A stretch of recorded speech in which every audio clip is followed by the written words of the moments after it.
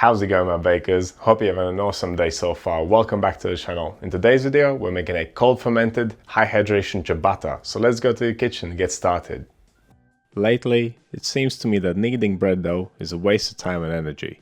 And I'm currently on a mission to making as many breads as possible with the no-knead method. And so far, it has worked for every recipe that I've tried it on. I'm even about to publish a no-knead brioche recipe. I don't recall kneading a single bread dough this year.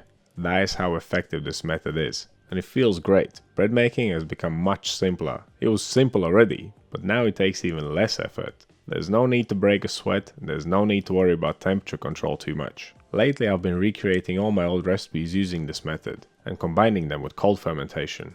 And now it's time to make a nice high hydration ciabatta. So let's see what we need. The ingredients are very basic. Some white bread flour, a little bit of whole wheat flour for extra flavor, some salt, some yeast and some water. Yes, it's a lean dough, it's a very basic dough.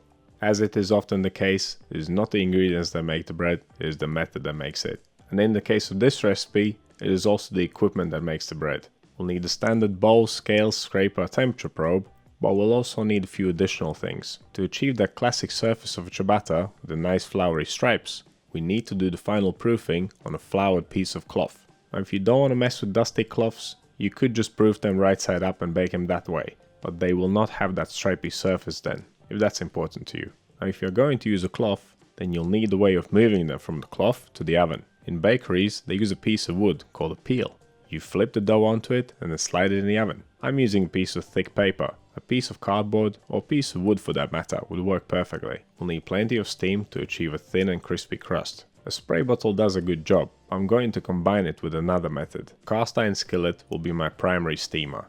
I'll heat it up and I'll pour boiling water into it to create a cloud of steam once the bread goes in the oven. If you don't have a cast iron skillet or a spray bottle, there are other steaming methods. You can find a video about those in the Principles of Baking playlist. You could bake your ciabattas on a tray, but a heavy surface should be used for best results. I will use my baking steel. You could also use a baking stone. There are options, and whichever you choose to use will affect the end result, of course. But don't get discouraged, you can still make good ciabatta without all these things. Okay, let's get started. My kitchen was around 22 degrees Celsius or 72 degrees Fahrenheit. I'm aiming for a final dough temperature of around 25 degrees Celsius or 77 degrees Fahrenheit. I'm using water at 25 degrees Celsius. Grab a large bowl, combine the water, the yeast and salt. And then give it all a good mix. You want to dissolve the salt completely. Since this is a no-knead dough, this will be our best chance to do it. Once the salt is dissolved completely, add both the white flour and whole wheat flour. Then grab your scraper and mix it to a dough. First, mix until there's no dry flour left, and then keep mixing vigorously for a few seconds, just to ensure that all the ingredients are distributed evenly. This will be a very loose and shaggy dough. It has a hydration of 80%. You should always wet your hands with water when handling dough like this, otherwise it will just stick and make a mess.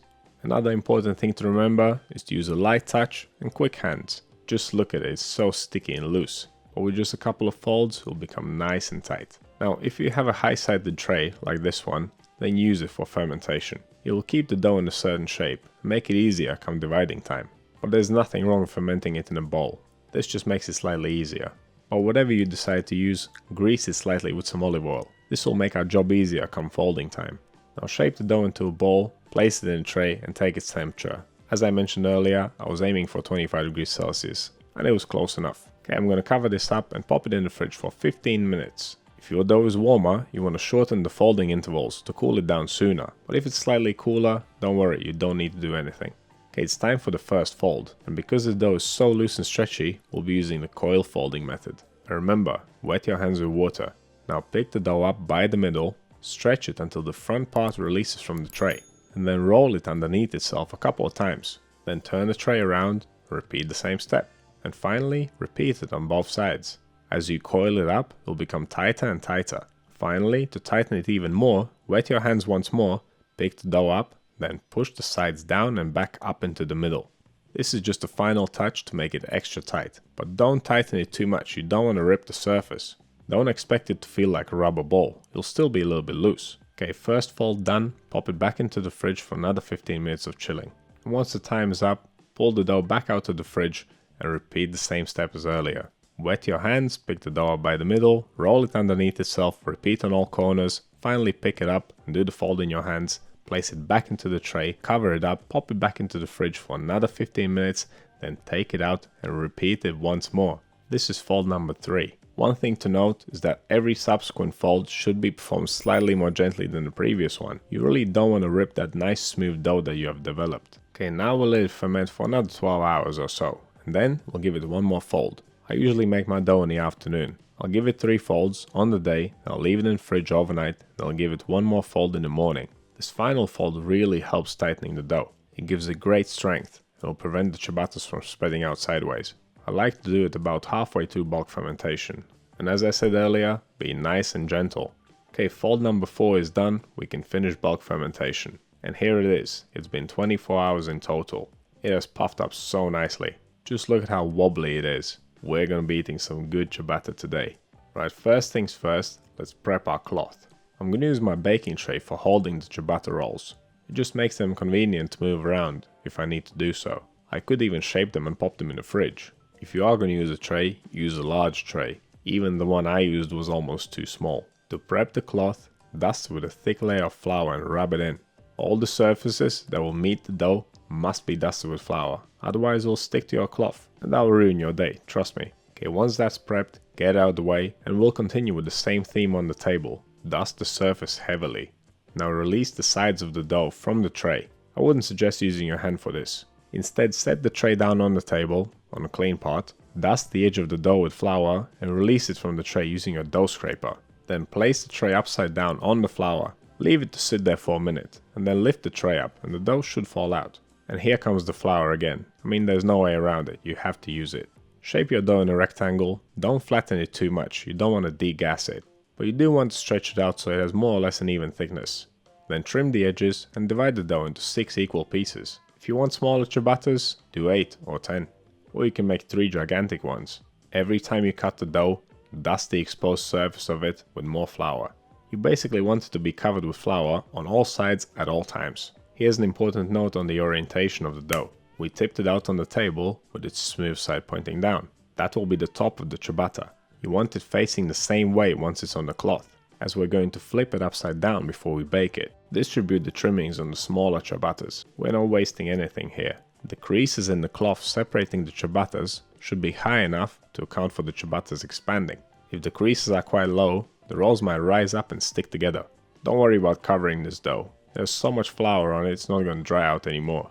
Final proof should take around 1 hour.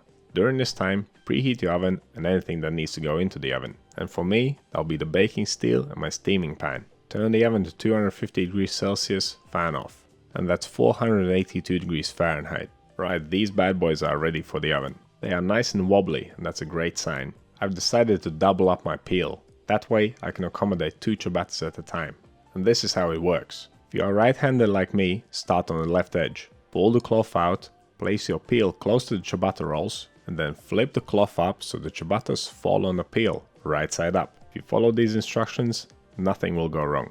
To make it easier to move the ciabattas from the peel to the oven, and to prevent them from sticking to the peel, give them an extra dusting of flour before you flip them on. And once you're at the last pair, you'll be a pro at this. At this point, you should have a kettle of boiling water ready. Let's slide these bad boys in the oven, and then using oven gloves, on both hands, pour a cup of boiling water into the preheated cast iron skillet. Don't just chuck it in there, pour it slowly, it will create a huge cloud of steam. And try not to pour it on the oven door, because it may just shatter. I misted the oven with a spray bottle too, although that's not the best option when baking ciabattas, as it can make the stripy floury surface disappear. Okay, once the oven door is closed, turn the temperature down to 220 degrees Celsius and bake the rolls for 20 minutes. Judge it by the crust. If it's nicely golden brown all over, they're ready. You can clearly see what I was talking about on the bottom left corner. Because I sprayed the water with a spray bottle, the ciabatta lost its stripes. But that's fine, just look at that crumb. We made this using the no-knead method.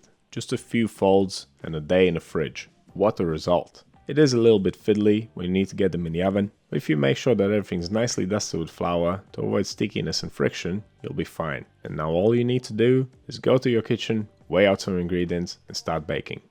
So what do you think of this recipe? What's the most high hydration dough you've ever made with a no-knead method? Let me know down in the comments. If you want to see more videos like this one, click over here. Subscribe to the channel, click right here. That's all I have for you today. Thank you so much for watching. I'll see you in the next one.